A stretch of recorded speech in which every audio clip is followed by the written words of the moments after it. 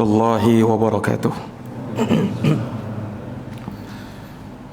Alhamdulillahi rabbil alamin, wa bihi nasta'inu ala umurid dunya waddin. Asyhadu an la ilaha illallah wahdahu la syarika lah,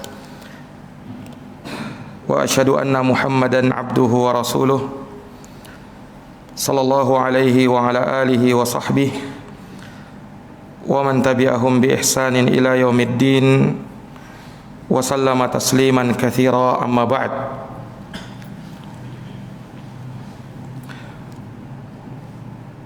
Ma'asyaral muslimin wal muslimat, hadirin wal hadirat, Bapak Ibu, saudara-saudari jamaah Masjid Al-Husna yang dirahmati dan dimuliakan oleh Allah.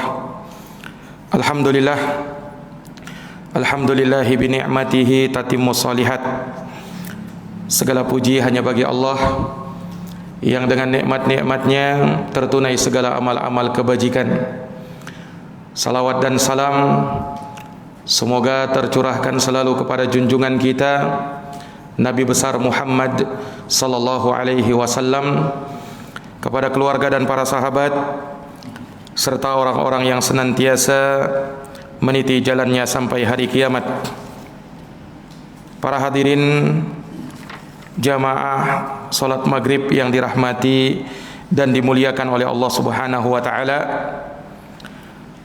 pada malam hari yang berbahagia ini kembali kita akan melanjutkan tafsir dari surat Asy-Syams, di mana kita telah melewati ayat demi ayat dari surat ini sampai kita pada ayat yang ke-9, di mana inilah yang menjadi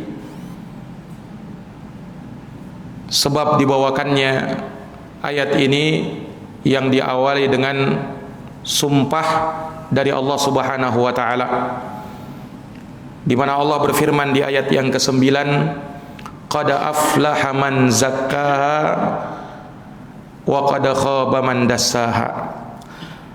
Sungguh telah beruntung orang-orang yang mensucikan dirinya. Itu ayat yang ke-9. Ayat yang ke-10, wa qad khaba man dassaha, dan sungguh telah merugi orang-orang yang mengotori jiwanya. Telah kita sebutkan bahwa di dalam ayat ini para ulama menyebutkan bahwa Allah Subhanahu wa taala dialah yang mensucikan jiwa-jiwa manusia itu. Dan ini dipertegas dengan firman Allah Subhanahu wa taala, balillah yuzakkihi may yasha. Balillahu yuzakki may yasha. Bahkan Allah Subhanahu wa taala dialah yang mensucikan siapa yang Ia kehendaki.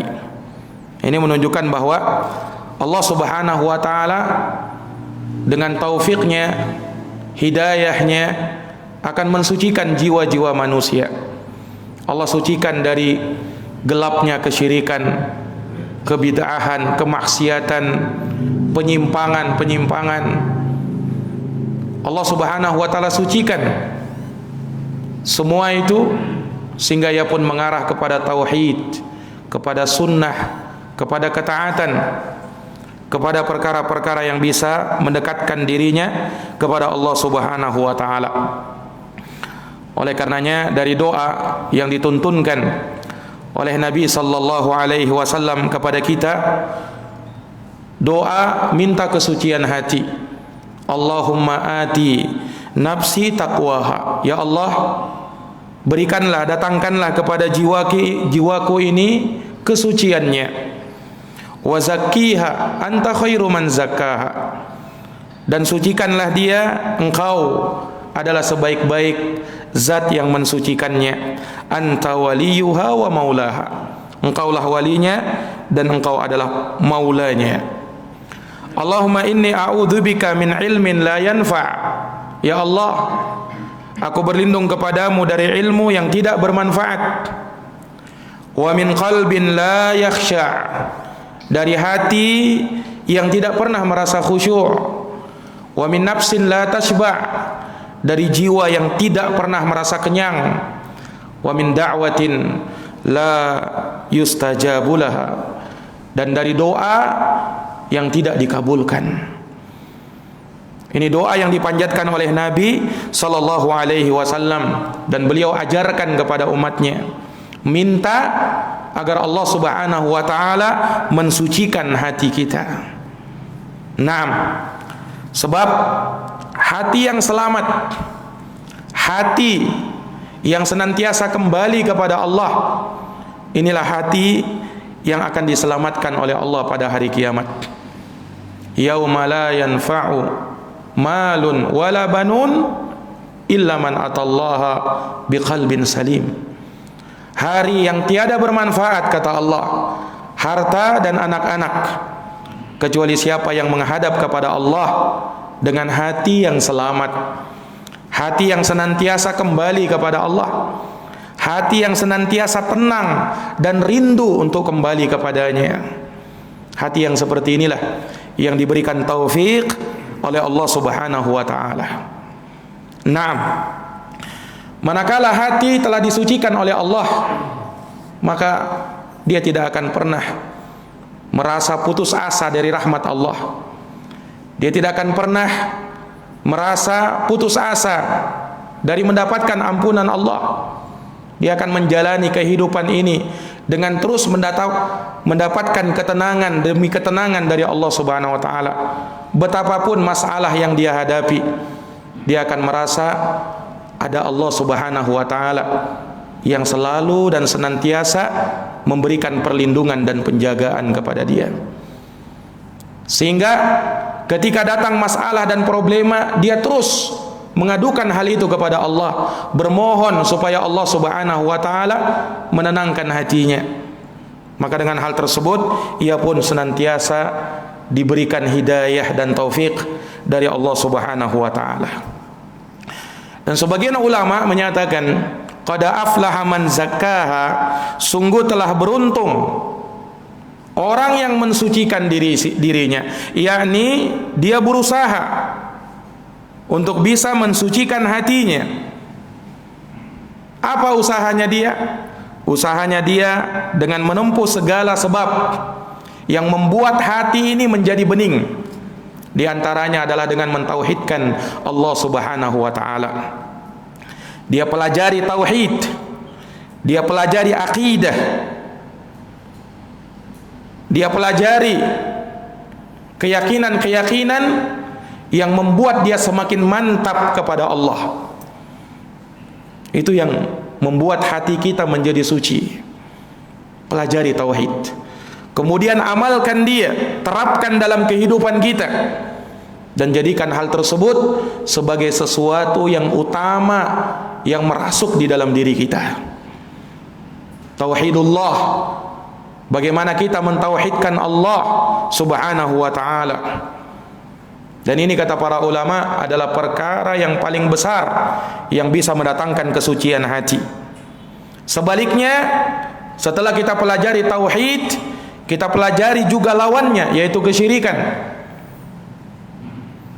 Untuk kita berhati-hati darinya, jangan sampai terjerumus ke dalamnya yang membuat kita akan menjadi orang-orang yang merugi selama-lamanya. Nah, ini kesyirikan kepada Allah Subhanahu wa taala. Pelajari dia, kemudian jauhi dan tinggalkan dia. Karena perkara yang paling besar yang membuat hati itu menjadi kotor adalah kesyirikan kepada Allah. Naam. Demikian pula sucikan hati dengan senantiasa membaca dan mentadabburi Al-Quran, merenungi makna-makna yang ada di dalam Quran, berusaha memahaminya. Dia lihat tafsir Al-Quran itu, dia pelajari, dia dengarkan kepada ahlinya, sehingga dia tahu makna ayat ini ternyata begini. Betapa besar faedah dan maknanya di dalam kehidupan saya, sehingga hal tersebut bisa saya jadikan sebagai apa? Pelajaran di dalam hidup ini.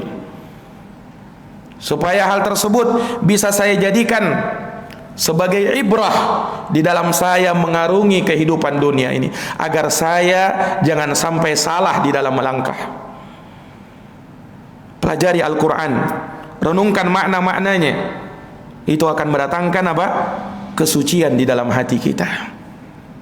Kemudian juga diantara yang menyebabkan sucinya hati kita adalah dengan senantiasa mengikuti sunnah-sunnah Nabi Sallallahu Alaihi Wasallam. Segala yang dicontohkan dan dipraktekkan oleh Nabi, kita berusaha untuk mengikutinya. Setiap ada amalan yang kita tahu itu ibadah, kita pengen tahu bagaimana cara Nabi melakukan amalan ini. Itu juga akan membuat hati kita menjadi suci. Ini para jamaah sekalian yang dirahmati dan dimuliakan oleh Allah Subhanahu wa taala. Hati adalah tempat di mana Allah Subhanahu wa taala memandang baik tidaknya seseorang itu. Allah tidak lihat fisik kita. Allah tidak lihat rupa kita. Allah tidak lihat harta kita. Innallaha la yanzur ila ajsamikum wala ila suwarikum wala ila amwalikum, walakin yanzuru ila qulubikum wa a'malikum. Kata Nabi sallallahu alaihi wasallam, Allah tidak melihat kepada rupamu, kepada fisikmu, kepada hartamu. Allah tidak lihat itu. Akan tetapi yang Allah lihat adalah hati dan amalan-amalanmu. Ini yang Allah Subhanahu wa taala perhatikan. Naam. Dan orang yang mulia di sisi Allah Subhanahu wa taala manakala dia memiliki ketakwaan di dalam hatinya. Inna akramakum indallahi atqakum. Sesungguhnya yang paling mulia di antara kalian adalah yang paling bertakwa di antara kalian, wahai manusia. Para jamaah yang dirahmati dan dimuliakan oleh Allah Subhanahu wa taala. Ya, maka Allah Subhanahu wa taala mensucikan manusia dan manusia pun berusaha agar ia bisa mensucikan hatinya, mensucikan dirinya. Kita ingat bahwa rusaknya manusia itu dari dua hal. Yang pertama, rusak fisiknya, yang kedua, rusak hatinya. Dan maksiat kepada Allah Subhanahu wa taala sangat berperan untuk merusak fisik dan hati kita. Ini jamaah sekalian yang dirahmati oleh Allah. Seorang yang minum khamar, segala yang memabukkan, ini akan merusak fisiknya. Dan tentu akan merusak hatinya juga. Perbuatan haram, makan harta haram, riba, melakukan zina, akan merusak badannya dan juga akan merusak hatinya. Seseorang yang sadar bahwasanya hatinya telah rusak, hatinya telah kotor, banyak perkara-perkara yang mengotorinya, maka dua hal yang dia lakukan. Yang pertama, dia bermohon kepada Allah supaya Allah mensucikan hatinya. Allah mensucikan hati kita dengan memberikan hidayah kepada hati kita, memberikan pertolongan kepada hati kita, dan senantiasa memberikan perlindungan kepadanya. Kemudian usaha kita untuk bisa mensucikan hati kita dengan melakukan amalan-amalan yang tadi kita sebutkan. Jiwa manusia, Pak, itu terkumpul dari jiwa-jiwa yang baik dan jiwa-jiwa yang buruk. Kata para ulama, jiwa manusia itu terkumpul di dalamnya jiwa malaikat, terkumpul di dalamnya jiwa iblis, terkumpul di dalamnya jiwa binatang buas, terkumpul di dalamnya jiwa binatang ternak, menyatu dan ada pada hati manusia. Jiwa malaikat, pada diri manusia ada kepatuhan, ketundukan, sebagaimana malaikat itu senantiasa tunduk dan patuh kepada Allah Subhanahu wa taala. Jiwa iblis, yaitu kesombongan, hasad, iri dengki, juga ada pada manusia. Jiwa binatang buas, yang mana sifatnya ingin menguasai, itu pun ada pada manusia. Jiwa binatang ternak, yang bawaannya bodoh dan malas, dan itu juga ada pada manusia. Manusia ini terkumpul dari jiwa-jiwa yang berbeda-beda. Ada taatnya, ada maksiatnya. ada kepatuhannya, ada pembangkangannya. Nah, kalau manusia tidak pandai mengendalikan yang seperti ini, manusia diciptakan oleh Allah Subhanahu wa taala penuh dengan syahwat. Dan syahwat itu terkadang membawa orang kepada kejelekan, membawa orang kepada keburukan. Karena syahwatlah orang itu menjadi menyimpang. Karena syahwatlah orang itu menjadi tersesat. Karena syahwatlah orang itu bermaksiat kepada Allah Subhanahu wa taala. Bukan artinya kita disuruh untuk menghilangkan syahwat kita, tidak mungkin.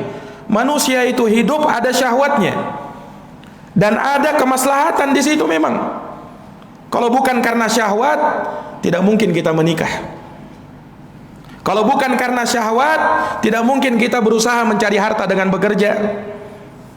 Karena ada syahwat, keinginan terhadap wanita, keinginan terhadap harta, keinginan terhadap kedudukan. Ada pada diri manusia. Tapi yang dituntut dari manusia bukan menghilangkan syahwatnya, tapi bisa mengendalikan syahwatnya. Jangan sampai melampaui batas. Itu yang diinginkan. Sebab kapan dia melampaui batas, maka perbuatannya akan mirip dengan hewan ternak, akan mirip dengan hewan buas. Makanya Nabi memperumpamakan jiwa yang senantiasa memperturutkan hawa nafsu itu. Kata Nabi sallallahu alaihi wasallam di dalam haditsnya, kata Nabi sallallahu alaihi wasallam, madhibani ja'iani ursila fi ghanamin bi afsadalaha min hirsil mar'i alal mali wa syarafu lidini. Tidaklah ada dua ekor serigala, kata Nabi, yang dilepaskan pada gerombolan domba-domba. Hewan serigala dua ekor sedang kelaparan, kemudian lepas di hadapannya ada domba-domba. Kira-kira apa yang terjadi? Kerusakan. Nah, kerusakan yang dibuat oleh serigala tersebut tidaklah lebih merusak dari syahwat seseorang terhadap harta, padahal kemuliaan ada di dalam agamanya. Subhanallah, ini perumpamaan dari Nabi sallallahu alaihi wasallam. Nah, dan syahwat itu kata para ulama tiga: wanita, harta, dan tahta. Nah, kapan seorang bisa mengendalikan tiga ini, maka dia akan selamat dari syahwatnya. Dan itu ada pada kemaluan dan perut seseorang. Makanya kata Nabi SAW, akhafu alaikum syahawat. Yang paling aku khawatirkan menimpa kalian syahwat-syahwat yang tidak bisa dikendalikan. Fi butunikum wa furujikum, itu ada pada perut-perut kalian dan ada pada kemaluan-kemaluan kalian. Diingatkan oleh Nabi SAW supaya manusia itu mau ingat, supaya manusia itu mau kembali kepada Allah. Ada batasan-batasanmu. Kamu cari harta, silahkan cari harta. Kamu menikah dengan wanita, silahkan, memang itu dituntunkan. Kamu mengejar kedudukan, silahkan, tapi jangan sampai melampaui batas. Karena manusia itu ada batasan-batasannya. Nah, ini para jamaah yang dirahmati dan dimuliakan oleh Allah Subhanahu wa taala. Maka seorang yang diberikan taufik dari Allah Subhanahu wa taala, mereka pandai mengendalikan hawa nafsunya. Qad aflaha man zakkaha. Sungguh kata Allah, telah beruntung orang-orang yang mensucikan dirinya. Kemudian di ayat yang ke-10 Allah katakan, wa qad khaba man dassaha, dan sungguh telah merugi orang-orang yang mengotori dirinya, orang-orang yang mengotori jiwanya. Sungguh telah merugi orang-orang yang seperti ini, kata Allah. Disebutkan oleh Imam Ibnu Katsir rahimahullahu taala di dalam tafsir beliau, yakni orang yang mengotori jiwanya dengan maksiat dan tidak ada kepatuhan dia kepada Allah Subhanahu wa taala. Siapa yang bermaksiat kepada Allah, siapa yang berbuat dosa kepada Allah Subhanahu wa taala, maka dialah orang yang telah mengotori jiwanya. Demikian orang yang tidak mau mematuhi Allah, dialah orang yang mengotori jiwanya. Ini menunjukkan kepada kita bahwa jiwa asalnya diciptakan oleh Allah Subhanahu wa taala dalam keadaan suci, bersih. 6. Dalam keadaan apa? Suci dan bersih. Itu jiwa manusia. Makanya tidak ada istilah itu dikatakan anak haram. Tidak ada itu. Ya orang tuanya yang salah, bukan anaknya. Anaknya itu dilahirkan dalam keadaan suci hatinya. Orang tuanya lah yang berbuat seperti itu. Tapi orang bilang apa? Ini anak haram. Anak haram dari mana? Allah Subhanahu wa taala jadikan manusia kullu mauludin yuladu 'alal fitrah. Manusia itu dilahirkan di atas fitrahnya. Fa abawahu yuhawwidani au yunassirani au yumajjisani. Nah, orang tuanya lah yang bersalah, yang melakukan pendidikan yang tidak benar, membuat dia sesat menjadi Yahudi, Nasrani dan Majusi dan seterusnya. Makanya para ulama mengatakan terkait dengan anak orang-orang kafir, kalau meninggal ini masuk mana ini? Masuk surga atau masuk neraka? Ada pembicaraan di kalangan para ulama. Kalau kita kembalikan kepada jiwa yang suci, bahkan anaknya orang-orang kafir ketika meninggal belum berusia balik akan masuk ke dalam surga. Dan itu disebutkan oleh Imam Al-Hafidh Ibnu Hajar. Kenapa? Kembali kepada kesucian hati tadi. Karena manusia itu tidak dituntut dan tidak diberikan beban syariat dan dipikulkan akan dosa atau pahala kecuali nanti setelah dia balik. Dialah nanti yang menentukan jalan hidupnya. Tapi kalau belum balik, rufi al-qalam, kata Nabi, diangkat pena itu an salas, dari 3 orang. Salah satunya wa anis sobi hatta yahtalim, dari anak kecil sampai dia berusia balik. Ini jamaah sekalian yang dirahmati dan dimuliakan oleh Allah Subhanahu wa taala. Maka manusia inilah yang menyebabkan menjadi kotornya hatinya, yang menjadikan hatinya menjadi kotor. Dan ini menunjukkan bahwa orang yang mensucikan, orang yang mengotori hatinya, dia telah merasakan kerugian demi kerugian yang tiada tara. Manusia jamaah sekalian yang dirahmati dan dimuliakan oleh Allah Subhanahu wa taala. Nah, bagaimana kekafirannya, dosa yang dia lakukan, ya, segala maksiat yang dia kerjakan tidak akan pernah berpengaruh kepada Allah. Makanya dalam ayat ini, orang yang bermaksiat dia yang rugi. Orang yang durhaka kepada Allah dia yang rugi, bukan Allah yang rugi. Kalau di dunia ada bawahan bermaksiat kepada atasannya, ya, mungkin bisa jadi atasannya yang rugi kan. Itu kalau manusia. Tapi kalau Allah Subhanahu wa taala perintah hambanya begini, larang hambanya begini, kalau dia tidak lakukan, dia tidak patuh, bukan Allah yang rugi, tapi dia justru yang rugi. Manusia itu. Makanya kan perintah ini, ibadah yang kita kerjakan, jangan kita pikir keuntungannya kembali kepada Allah.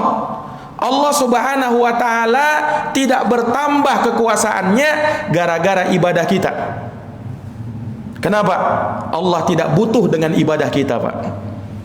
Sehingga kita beribadah untuk siapa? Kita beribadah untuk diri kita sendiri kepada Allah Subhanahu wa taala. Kalau kita tidak mau taat, kalau kita tidak mau ibadah, yang rugi siapa? Bukan Allah, kita sendiri yang rugi. Makanya dengarkan hadits qudsi. Di dalam sebuah hadits qudsi, Allah Subhanahu wa taala berfirman, "Ya ibadi, wahai hamba-hambaku, law anna awwalakum wa akhirakum wa insakum wa jinnakum kanu ala afjari qalbi rajulin wahidin ma naqasa dzalika min mulki syai'a." Kata Allah dalam hadits qudsi, wahai hamba-hambaku, seandainya orang yang pertama dari kalian yang hidup di dunia ini sampai orang yang terakhir, baik dari kalangan jin dan manusia, lihat banyaknya itu, orang pertama sampai orang terakhir, manusia pertama sampai manusia yang terakhir, bahkan jin juga, kalaulah mereka berkumpul semuanya bermaksiat kepada Allah, berada dalam satu orang yang mereka berbuat maksiat semuanya kepada Allah, kata Allah Subhanahu wa taala, ma naqasa dzalika min mulki syai'a, hal tersebut tidaklah mengurangi kekuasaanku walau hanya sedikit. Tidak. Jadi kita berbuat fajir, durhaka, sampai pun kafir kepada Allah, Allah tidak rugi. Kekuasaannya Allah Subhanahu wa taala tetap. Ini jamaah sekalian yang dirahmati oleh Allah. Justru yang rugi, justru yang membinasakan dirinya adalah hamba itu sendiri yang berbuat maksiat kepada Allah Subhanahu wa ta'ala. Ini jamaah sekalian. Makanya ketika orang bermaksiat, mungkin dia pikir maksiat itu enak. Tapi sungguh, maksiat itu justru menyakiti dirinya sendiri. Dia rasakan enak, nyaman hanya sesaat, tapi penderitaannya, na'udzubillah, penderitaannya tiada akhir kalau dia tidak cepat memperbaiki dirinya kepada Allah Subhanahu wa ta'ala. Makanya ulama mengibaratkan orang yang bermaksiat kepada Allah itu seperti orang yang kehausan minum air laut. Seperti orang yang kehausan minum air laut. Nah, itu orang yang bermaksiat kayak begitu. Apa yang terjadi, Pak? Apakah dia lepas dahaganya dengan minum air laut ketika dia haus? Oh, tidak. Justru semakin apa? Semakin kehausan dia. Semakin kehausan dia. Nah, itulah ibarat orang yang bermaksiat kepada Allah. Seperti orang yang minum air laut, tidak pernah merasa haus. Makanya apa? Ya, dia akan terus melakukannya dan terus akan melakukannya, dan justru itu akan menyakiti dirinya. Lihat orang yang melakukan itu akan tercekik lehernya, ya kan? Ketika dia minum air laut, tidak mengenyangkan, tidak membuat lepas dahaganya, justru semakin dia tersiksa. Nah, ini jamaah sekalian yang dirahmati oleh Allah Subhanahu wa ta'ala. Makanya Allah tidak pernah salah. Maha benar Allah yang menyatakan di dalam firman-Nya, "Wa man a'radha an dzikri", barang siapa yang berpaling dari peringatanku, fa inna lahu ma'isyatan dhanka, maka baginya adalah kehidupan yang sempit. Sempit di mana? Sempit di dunianya, sempit di alam kuburnya, dihimpit nanti oleh Allah, sempit lagi di alam akhiratnya.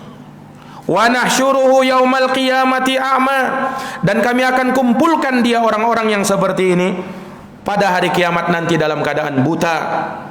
Ia pun protes kepada Tuhannya. Qala rabbi lima hasyartani a'ma wa qad kuntu basira. Wahai Tuhanku, kenapa Engkau bangkitkan aku dalam keadaan buta, padahal dulu aku melihat tatkala di dunia. Allah katakan, qala kadzalika, demikian. Atatka ayatuna fanasitaha, telah datang kepada kamu ayat-ayat kami, tapi kamu sengaja melupakannya. Wa kadzalikal yauma tunsa, nah hari ini, hari kiamat ini, engkau pun kami lupakan. Orang yang dulu lupa dengan Allah, orang yang dulu lupa dengan solat, orang yang dulu lupa dengan ke masjid, maka pada hari kiamat nanti Allah juga lupakan dia. Al jaza min jinsil amal, balasan sesuai dengan jenis amalan yang dia kerjakan. Nah, ini para jamaah sekalian yang dirahmati dan dimuliakan oleh Allah Subhanahu wa ta'ala. Seorang, ya, manakala dia tersiksa di dunianya, ia sudah merasa tidak tahan, ia merasa sudah hampa kehidupan ini, ia ingin cepat-cepat mengakhirinya. Ia tidak tahu bahwa kehidupan yang datang setelahnya lebih berat lagi. Alam barzakh, alam kubur perlu dia lewati. Sudahkah dia siap menjawab pertanyaan malaikat, man rabbuk wa madinuk wa man nabiyuk? Siapa Tuhanmu, apa agamamu, siapa nabimu? Ini kalimat jawaban ini kalau ditanya kita sekarang semuanya bisa jawab.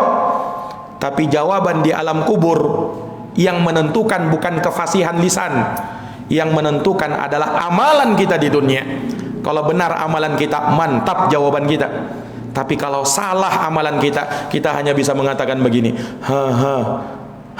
saya tidak tahu. La adri, sami'tun nasa yaquluna syai'an faqultu. Aku mendengar orang berkata begitu, aku juga ikut-ikutan berkata begitu. Akhirnya dia disiksa oleh Allah dengan gada yang dibawa oleh malaikat Munkar dan Nakir, yang kata Rasul sallallahu alaihi wasallam, kalau gada itu dipukulkan ke gunung, gunung menjadi tanah. Nah, itu yang dipukulkan kepada manusia baru di alam kubur. Nah, bagaimana lagi di alam akhirat nanti? Ada sebagian orang meremehkan, oh yang penting saya muslim Ustaz, nanti kan bakalan masuk surga juga, ya enggak masalah lah mampir di neraka sebentar. Belum tahu, belum kenal neraka dia rupanya. Belum kenal neraka orang ini rupanya. 3 jamaah sekalian. Pertama, adakah jaminan kita mati di atas Islam? Belum ada jaminan. Alhamdulillah kita bisa istiqomah di atas Islam ini. Kedua, 1 hari di neraka sama dengan 1000 tahun paling sebentarnya. Ya kalau dia disiksa cuma 3 hari, berarti berapa tahun, Mbak? 3000 tahun. Itu paling singkatnya. Karena disebutkan dalam Quran fi yaumin kana miqdaruhu alfasanah, dalam 1 hari panjangnya sama dengan 1000 tahun. Dalam ayat yang lain dikatakan fi yaumin kana miqdaruhu khamsina alfasanah, dalam 1 hari panjangnya sama dengan 50.000 tahun. Nah kalau 50.000 tahun 3 hari berapa tahun, Mbak?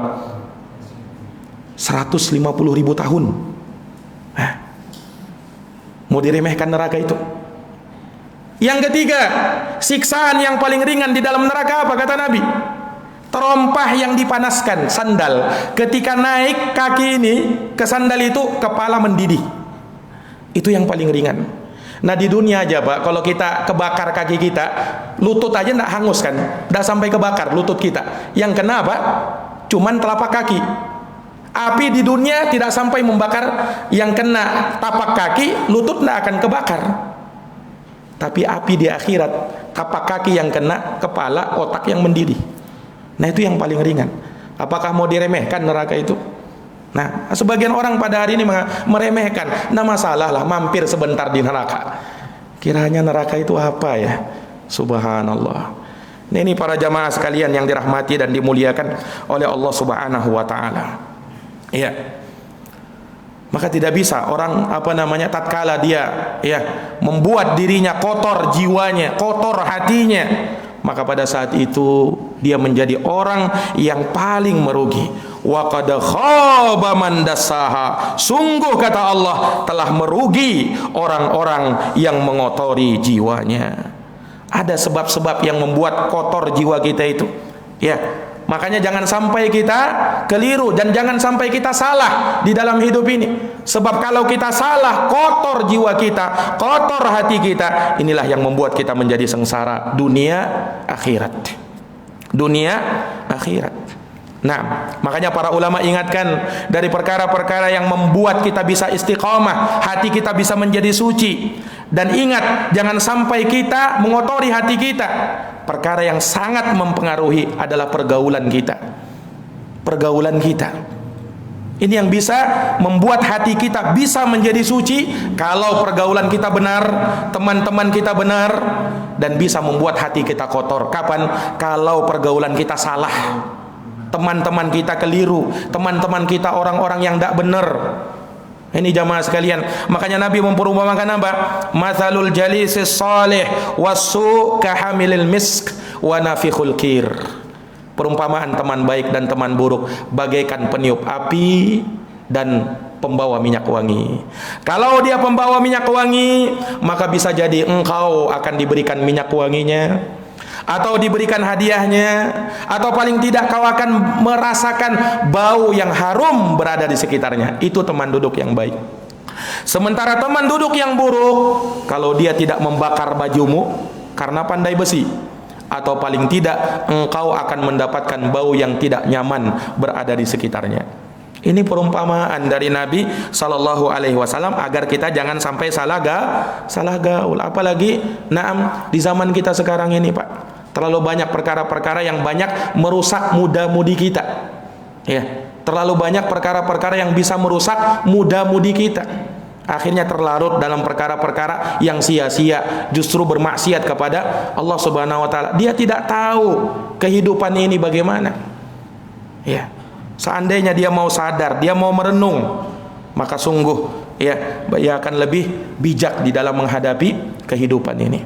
Makanya jamaah sekalian yang dirahmati dan dimuliakan oleh Allah, Rasulullah sallallahu alaihi wasallam juga mengingatkan, ar-rajulu ala dini khalilih falyanzur ahadukum may yukhalil. Seseorang itu berada di atas teman agama teman dekatnya, maka perhatikan siapa yang menjadi teman dekatmu. Jangankan teman, Pak. Jangankan teman, Nabi saja pernah menggambarkan seseorang dekatnya terhadap sesuatu bisa memberikan pengaruh. Lihat di dalam hadis riwayat Bukhari dan Muslim dari sahabat Abu Hurairah radhiyallahu anhu. Kata Nabi begini, al-fakhru wal khuyala fi ru'atil ibil, was-sakinatu wal waqar fi ra'atil ghanam. Kata Nabi apa? Kebanggaan, berbangga hati, dan kesombongan itu ada pada pengembala onta. Sementara rasa tenang, ketenangan itu ada pada pengembala kambing, kata Nabi. Loh, kok bisa seperti itu? Kenapa Nabi bisa mengucapkan hadits ini? Ada pengaruh pada apa? Pada hewan yang dia jaga itu. Dari sifat onta, ya, dari sifat kambing bisa mempengaruhi pada dirinya. Nah, kalau hewan saja begitu, apalagi teman manusia. Nah, ini jamaah sekalian, makanya jangan sampai kita salah di dalam memilih teman. Anil mar'i fala tas'al was'al an qarinihi fa kullu qarinin bil muqarani yaqtadi. Tentang seseorang jangan kau tanya dia, tanya saja siapa temannya, karena orang itu akan ikut dengan siapa yang menjadi teman dekatnya. Kalau temannya pemabuk, ya sama juga seperti itu dia. Kalau temannya orang soleh, rajin ke masjid, dia juga akan ikut seperti itu. Nah, ini para jamaah sekalian yang dirahmati dan dimuliakan oleh Allah Subhanahu wa taala. Taib. Ini ayat yang ke-10. Yang berapa? Yang berapa?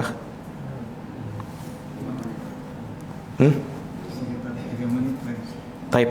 Para jamaah sekalian yang dirahmati dan dimuliakan oleh Allah, ini dua ayat yang kita bisa bacakan pada kesempatan maghrib malam hari ini, ya, di mana ayat-ayat yang sangat agung yang memberikan pelajaran kepada kita untuk kita senantiasa memperhatikan kesucian jiwa-jiwa kita. Tentunya dengan kita mempelajari agama Allah Subhanahu wa taala, terus mengkajinya, terus ya kita senang mendapatkan siraman-siraman rohani, tentunya agar membuat hati kita semakin bertakwa kepada Allah, semakin dekat kepada Allah Subhanahu wa taala. Naam, dan Allah Subhanahu wa taala senantiasa memberikan taufik, hidayah dan perlindungan kepadanya. Demikian para jamaah, semoga dirahmati oleh Allah Subhanahu wa taala, dan lebih dan kurangnya saya mohon maaf. Hadanallahu wa iyyakum ajma'in. Subhanakallahumma wa bihamdika asyhadu an la ilaha illa anta astaghfiruka wa atubu ilaik. Walhamdulillahi rabbil alamin. Wassalamu alaikum warahmatullahi wabarakatuh.